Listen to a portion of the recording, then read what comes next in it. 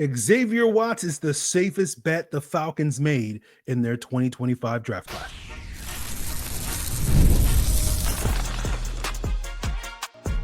You are Locked On Falcons, your daily Atlanta Falcons podcast. Part of the Locked On Podcast Network, your team every day. Welcome back, everyone, to another illustrious episode of the Locked On Falcons podcast, your daily Atlanta Falcons podcast, part of Locked On Sports Atlanta, your team every day. And today's episode is brought to you by Monarch Money. Take control of your finances with Monarch Money by using code LOCKEDONNFL at monarchmoney.com for 50% off your first year. So if you do not know me, I am your very humble host, Aaron Freeman, aka the Jolly Green Giant, aka the iron that sharpens the iron, aka Mr. AKA, and I've been covering the Atlanta Falcons for almost 2 decades, formerly at falfans.com, RIP, still podcasting for over a decade, still going strong, and I appreciate each and every one of you that go strong with me. As everydayers, that means you make this podcast your first listen each and every day. And all you got to do to become an everydayer, subscribe or follow for free on YouTube or wherever you listen to podcasts. So we will be talking about our comprehensive scouting report of the Falcons' third round safety, Xavier Watts out of Notre Dame. We'll talk NFL player comps and talk about his potential to be a perennial Pro Bowl type player, why Watts is the safe bet, why is he potentially scheme proof. But we got to start out with the background info as well as get into the strengths and weaknesses of what I saw on film. And for those of you that don't know Xavier Watts' background, he hails from Omaha, Nebraska, is an older prospect, turns 24 this November, but he was a multi-sport star in high school, playing both wide receiver and safety on the football team, playing basketball on the track team, was a 4-star recruit, went to Notre Dame as a wide receiver, but then got moved to the defensive side of the ball, initially as an outside linebacker, then to safety during his redshirt freshman year, then spent 2 years as a backup, then got the opportunity to start as a junior in 2023 and was immediately proclaimed a captain, went on to have an All-American season, won the Bronco Nagurski Award, which goes to the most outstanding defensive player in the nation, thanks to the 7 interceptions he had, led the nation in those interceptions, also was 6 in interception return yards, followed that up with a very similar campaign in 2024 just to get quite the accolades, still an All-American season, 6 interceptions, which was tied for second place among all defensive backs in the nation, but most among safeties in terms of interceptions. Once again, 6 in interception returns, and finally got his first pick six, a 100-yarder against USC in 2024. Had a couple of interceptions in 2023 that I saw, I think one against Clemson and USC in that season where he got knocked out at the 2-yard line. So had the potential to get some pick six, just couldn't get quite over the plane and whatnot. But you know, other things that stand out on his background and breakdown in his career at Notre Dame, was very durable, didn't miss a game in 3 years, only had 1 penalty in his career, which was a DPI against Clemson in 2023. Things I charted about 20, or I charted 13 games of his, 11 in 2024, 2 in 2023, including that USC and Clemson game in 23. And the things that he showed consistently on film was very good awareness, ball skills, anticipation, especially when he was in zone coverage. Some of the best anticipation and awareness I've evaluated over the 25-ish years I've done. You know, Earl Thomas to me is the gold standard from a college prospect when it comes to that anticipation and awareness coming out of school. But I couldn't think of too many guys, at least off the top of my head. You know, obviously I haven't evaluated every safety, and certainly probably don't remember every safety I evaluated back in like 2004 versus 2009 and whatnot.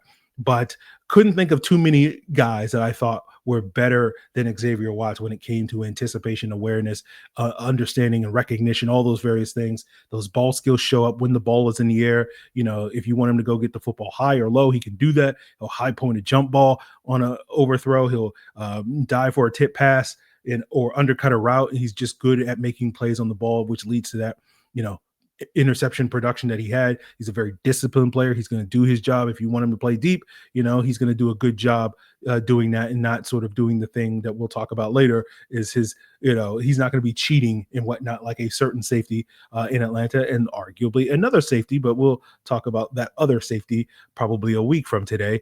But, you know, he's generally comfortable in man coverage. going up against wide receivers and tight ends in the slot or whatever. I think he's much better against tight ends and running backs than wide receivers are, obviously, because those guys are not going to be the elite separators and route runners that the wide receivers are going to be. I think there's room to grow when it comes to his ability to work in man coverage.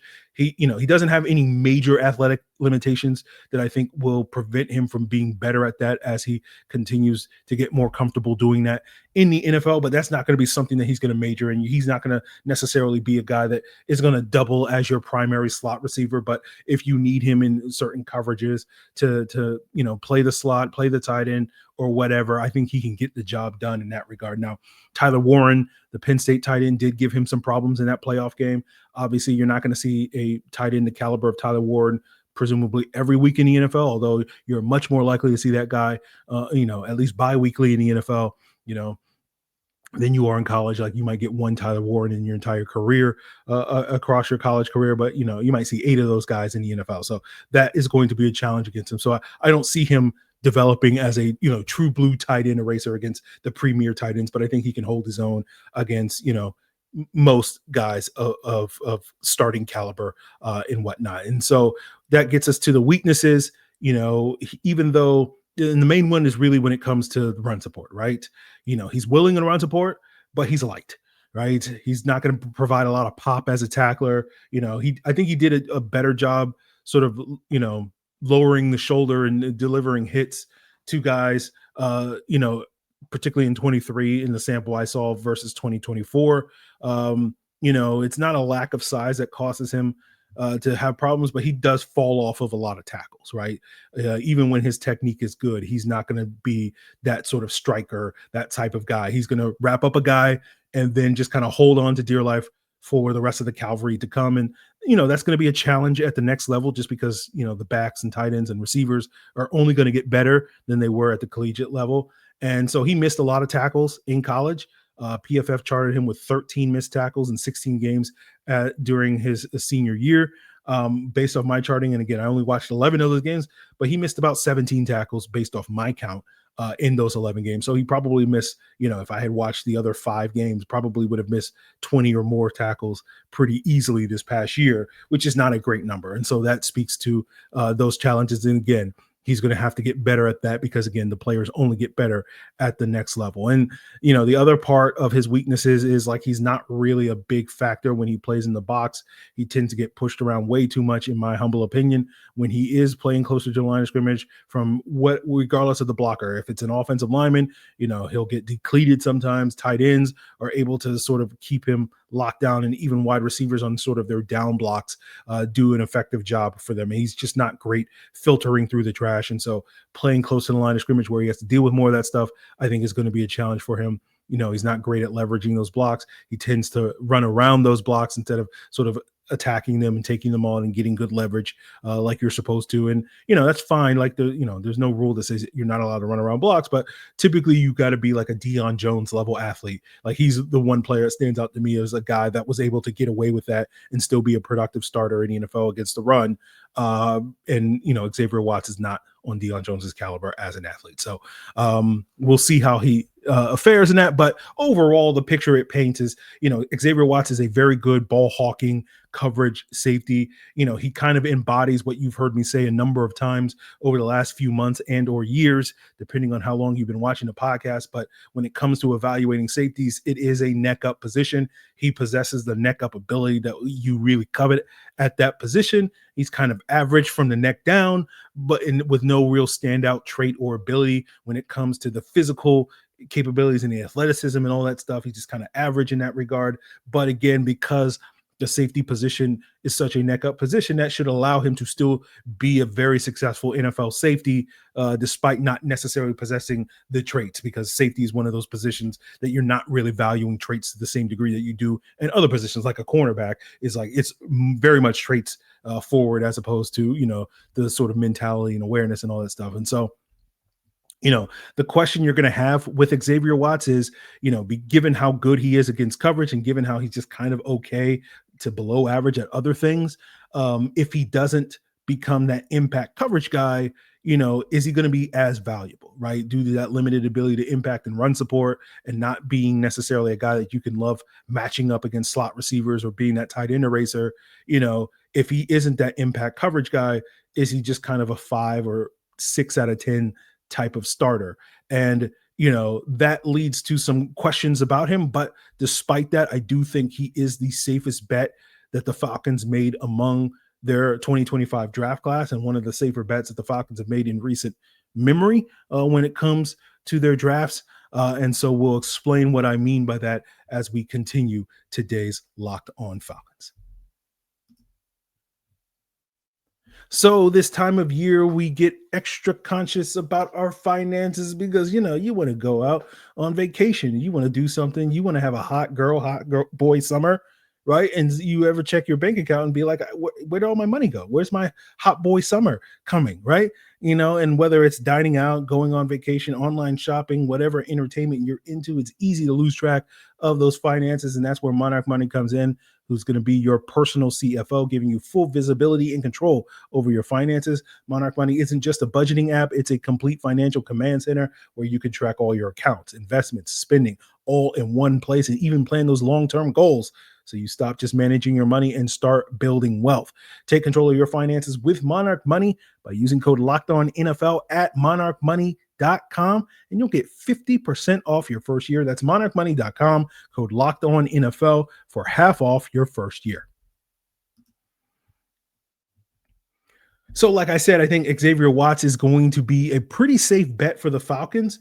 That later when we talk about his NFL player comps, like when we talk about projecting him to his eye level and or ceiling, I feel like he's going to be one of the safest bets that the Falcons have made to reach that level or above, for two reasons, right? One, he's going to be in a very good room with Jessie Bates, right? That's probably the best mentor a player like him can have. As Locked On Irish host Tyler Wojak and others have noted, Watts mentioned Jessie Bates specifically as a player that he models his game off of. And so to have that guy in your room teaching you the tricks of the trade is going to be very beneficial to Xavier Watts' development. And the second reason why he's a safe bet is scheme is going to be a lot less consequential with Xavier Watts in his future development than it is with the edge rushers like Jalen Walker and James Pierce, as we discussed already, right? That essentially Xavier Watts is, I'm not going to say scheme proof, but, when you're thinking about coverages and whatnot, like there's no coverage that he can't really do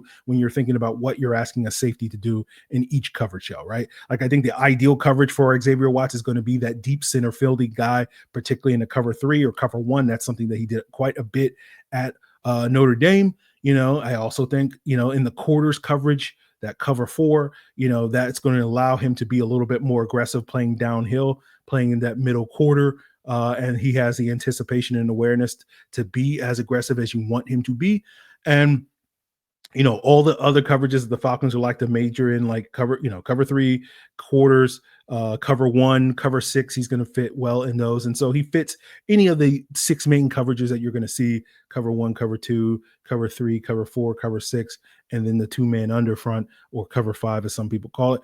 And, the only real concern I have with Xavier Watts when it comes to coverage is just going to be tackling in the open field, right? Like he's going to be in a position to make a lot of plays. And when it comes to making a play on the ball, on the throw, tipping the pass, all those various things, he can do that more consistently. But the issue is going to be if he doesn't, break up the pass or get the interception or something, and the receiver catches the ball, can you trust him in those situations to make the tackle immediately after the catch? And he's a lot more hit and miss there.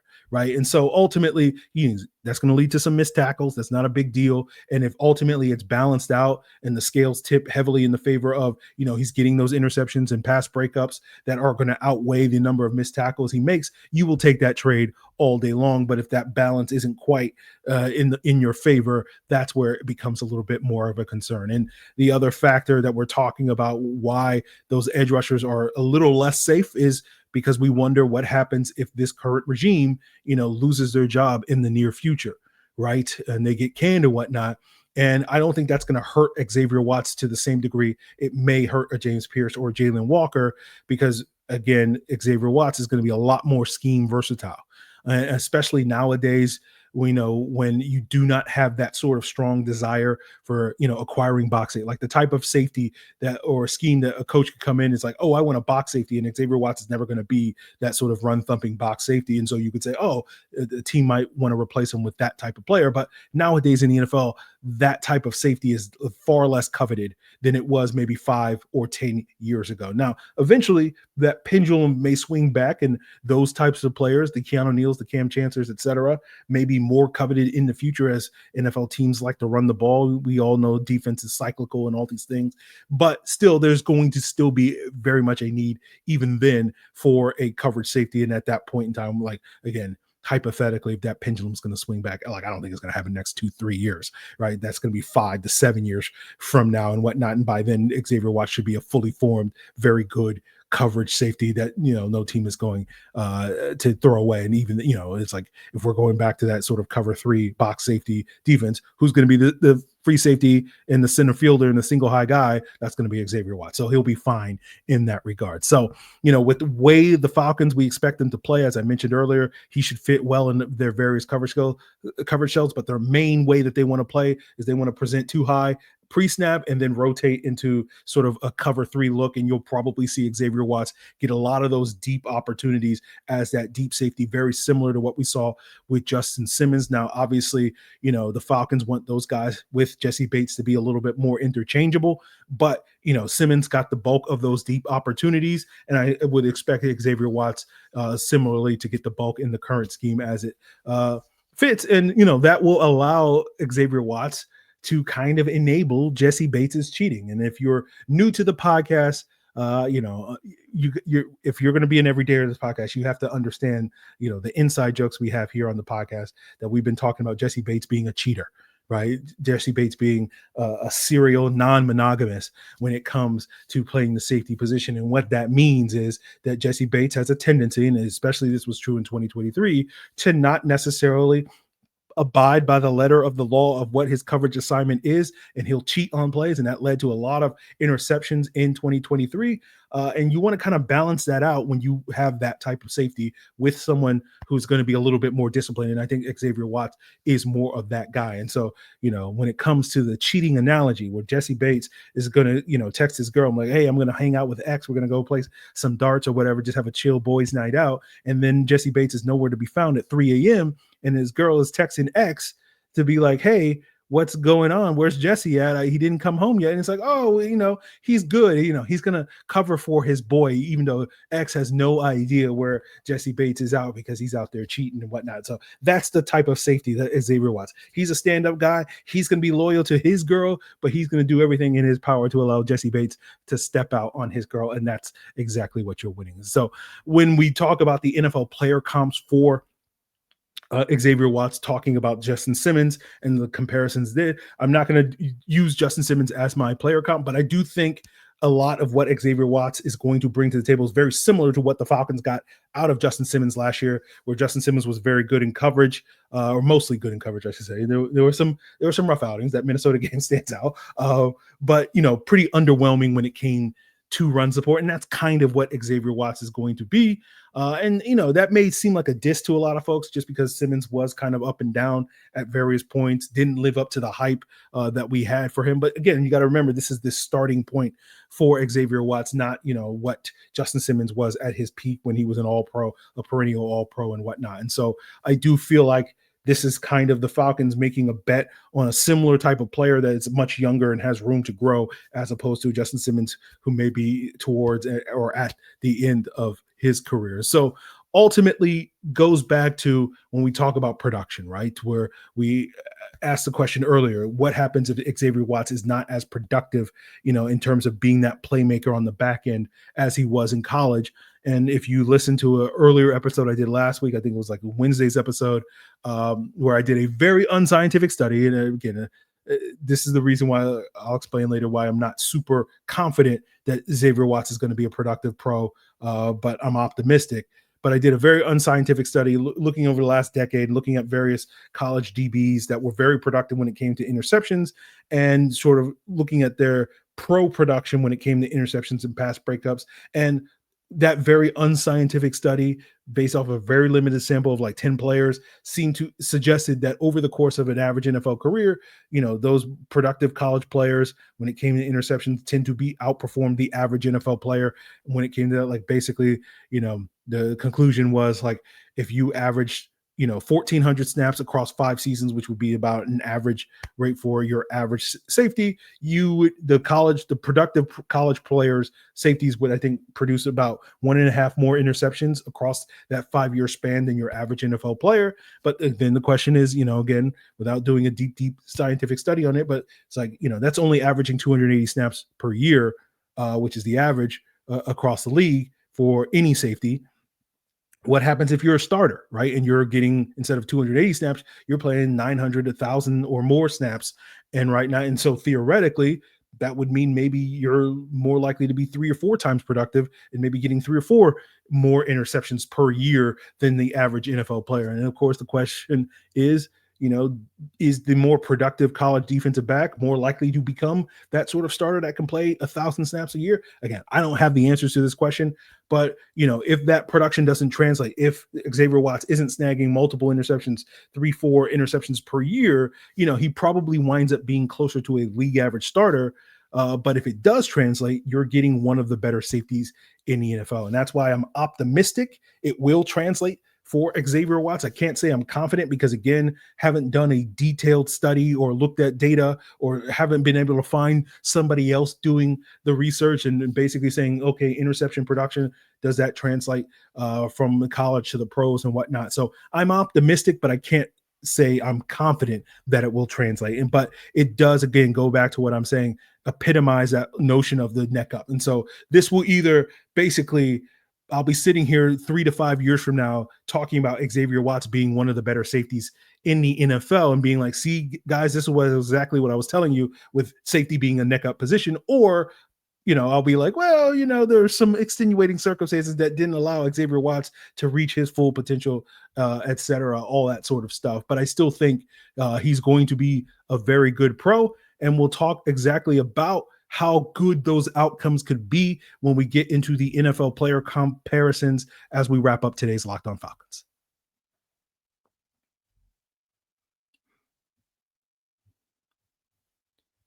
So for those of you that are new here, when I do my NFL player comparisons, I do 3, right? I do 3 different levels. We do the floor, which I think is his starting point in the NFL, finding a player that's similar in terms of skill set, athleticism, and, potential production to suggest this is where he's going to be from his starting point. This is what he's going to be week 1. This is what he's going to contribute as a year 1 player in the NFL. Then we go from the floor to the ceiling, which is his max upside, the best case scenario. If he gets the full development, this is the player that he could be in 3 or 5 years from now, given all the things go right for him when it comes to that development.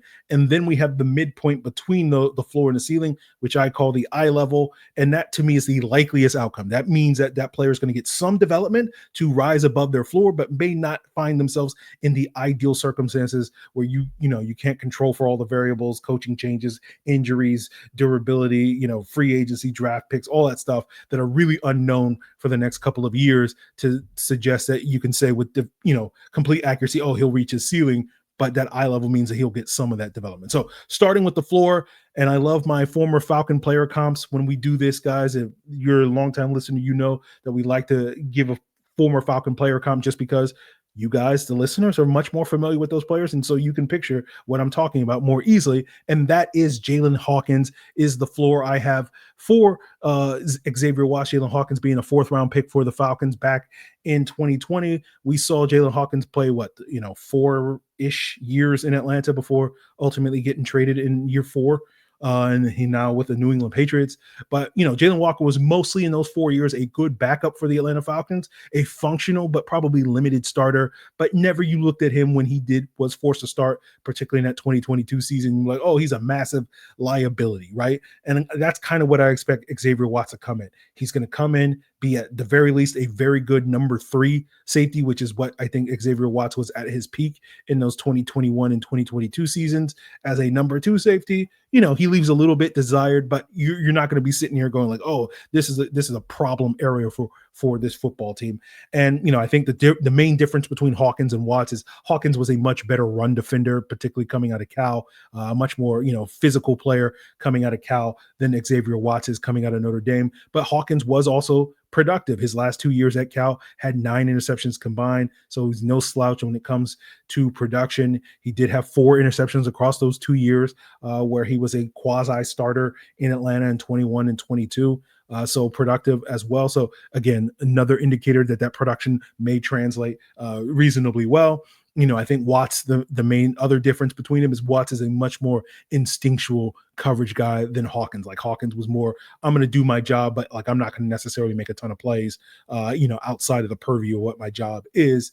And that's why, again, I think you're going to get in terms of what Xavier Watts is going to be right away in the NFL. He can be what Hawkins was at his peak in Atlanta right away, week 1, coming in and being a solid contributor and role player. Now, when we look at the opposite end of the spectrum and look at the max potential of an Xavier Watts, the player I comped him to was Eric Weddle, right? Now, I think Eric Weddle was probably a better athlete.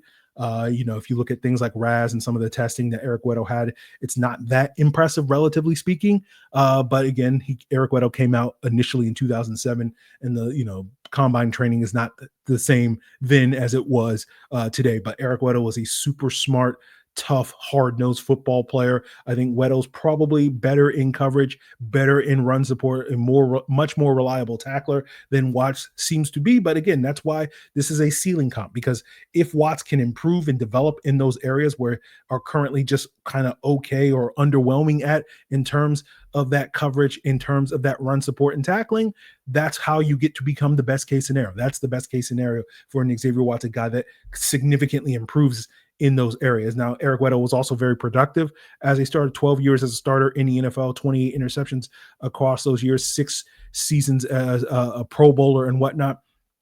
And Eric Weddle was to such a degree that he's a Hall of Fame caliber player, right? He's on the all 2010s team as a safety. And I don't typically like to compare guys to Hall of Fame caliber players. There's other comps I've made in the past, like Calvin Ridley, looking at the best version of his type of player being Marvin Harrison, Kyle Pitts, obviously comparing his ceiling comp to Travis Kelce, Bijan Robinson, comparing him to Edgerrin James. There's a couple other comps that in the next 3 or 4 years, we might be talking about those comps as Hall of Famers, Fred Warner being one. And I said, like, and again, I know some people are going to swear when they hear this, but that was my ceiling comp for Troy Anderson, not because I thought Troy Anderson was going to be Fred Warner, but I said the best version of the type of linebacker that Troy Anderson has the potential to be is currently Fred Warner in that regard. And so I think with Xavier Watts, Eric Weddle has that Eric Weddle potential when it comes, if he can truly develop and, prove that neck up ability that Xavier Watts seemingly has, matters the most. And then if he can get better at some of these other things and go from, again, no one's going to sit here and be like, Eric Weddle was the greatest tackling safety in the history of the sport. But like, if you can go from maybe a player that in terms of run support is maybe a 4 out of 10 currently to a 6 out of 10, in the future, as well as, being reliable when it comes to those slot assignments, whether it's against wide receivers or tight ends, in addition to the ball production, that's how you get to be that sort of Pro Bowl caliber player. And then the other factor where I think him and Weddle make sense in terms of comparing them is the longevity, right? We saw that durability with Xavier Watts in college. You saw that with Eric Weddle throughout his NFL career. He played until he was 34, then retired, and then came back at age 36 to go with the Rams on that 2021 Super Bowl run alongside Raheem Morris. And, while Eric Weddle was a physical player for a player his size, he wasn't necessarily known as this hard-hitting physical safety, right? And that matters for the safety position, because safety position is kind of the running back of the defense, where those players tend to have a shorter shelf life because of the nature of the position, where you're kind of, getting a lot of contact and playing physical. It's going to wear on your body a lot of ways. And I think Watts has a chance to have that sort of long-term longevity. A lot of safeties kind of lose it by age 29 or so before they hit 30 because of the wear and tear at the position, similar to how running backs kind of lose it at 27, 28 and whatnot. And so I think Watts has the potential, and again, we'll see how it all plays out, to play beyond 30 and play at a high level beyond 30, like Eric Weddle did, just because he's not going to be that high impact player that's going to wear down because of the style of play that he's going to play. And so you imagine, okay, similar to Eric Weddle, where is a player with Xavier Watts' mental aptitude for playing the position going to be with 5, potentially 10 years of experience? He could be one of the better safeties in the NFL and that perennial Pro Bowl type of guy if he can get the on-ball production that we're talking about him having. So that's the ceiling, I think, in terms of the max potential for Xavier Watts, a multi-Pro Bowler, a guy that maybe on the, maybe not the all 2020s team, but, maybe on the 2030s team or something like that, when all is said and done, 10, 15 years from now. So that's his potential. So where's that eye level for Xavier Watts, right? And for me, that player I made the comparison to is Trey Boston, who played 7 years in the NFL, started 5 of them, most of them coming with the Carolina Panthers. He was playing during that era over the previous decade where the Seahawks style defense, the cover 3, was taking the league by storm. And Trey Boston was primarily a single high free safety in Carolina, had 14 interceptions across those 5 years as a starter. I think 3 or 4 of them coming in Carolina, one or 2 of them coming with the Cardinals, and maybe another team that I'm blanking on at this point in time. And Trey Boston was a good coverage player, but it was always kind of a little suspect in run support, right? Was never quite as impactful, missed tackles, maybe take a bad angle or 2 and whatnot. And he only played 7 years in the NFL. I felt like Trey Boston probably could have played much longer in the NFL. But, COVID, like so it did for so many players around that, kind of derailed his career. He played like one more year. He played that COVID year in 2020. And that was the last year. And then Panthers moved on, and he never, found a home with any other team after that point, and then sort of quietly retired and whatnot. And so I think that's a safe bet for where Xavier Watts should be. And I think Trey Boston at his peak was an above average starter and was able to maintain that for a half decade or so. And again, I think Xavier Watts is a safe bet to get to that level, that 6 out of 10 starter. And then the question is going to be, can we get him above that to 7, 8, 9 or out of 10 type of player? And a lot of that's going to depend on his potential impact and his production and all that various stuff. But, again, I think he's a relatively safe bet to have at least a Trey Boston level career where we can look at him as a potential starter for the for 5 out of the next 7 years and possibly beyond, depending on circumstances. And I think he'll be a solid number 2 safety next to Jessie Bates for the next couple of years. And then, who knows, if Jessie Bates is going to play till he's 32 or 34 or whatever here in Atlanta, who knows at this point in time. But, should that not happen, I think Xavier Watts can be a solid safety in tandem with Billy Bowman as well. And when we talk about Billy Bowman, we'll talk about Billy Bowman having a little bit more of that Jessie Bates-like skill set when it comes to not necessarily being the, he's not the enabler, he's the cheater. But that will be a conversation that we'll probably have potentially Friday or next weekend or whatever, when it comes to the comprehensive breakdown of Billy Bowman. So overall, Xavier Watts, a good player. And we'll see ultimately if he's going to be this ball hawking interception machine for the next couple of years. And if he is, then the sky's the limit on what his potential could be. But overall, a pretty safe guy that I think you can feel confident is going to be a solid to good starter at the next level, and the safest bet that the Falcons made. So we will continue talking about these draft picks in the coming weeks. Just got 2 more to go. Can't wait for Jack Nelson week. So continue to make Locked On Falcons your first listen. All you got to do is subscribe or follow for free on YouTube or wherever you listen to podcasts. And of course, for your second listen, check out the Locked On NFL Scouting podcast with the draft dudes, Joe Marino and Kyle Krabs. They are going to make you the smartest fans that you can possibly be as we gear up for training camp all summer long. So continue to check out Locked On NFL Scouting. It's all part of Locked On Podcast Network, your team every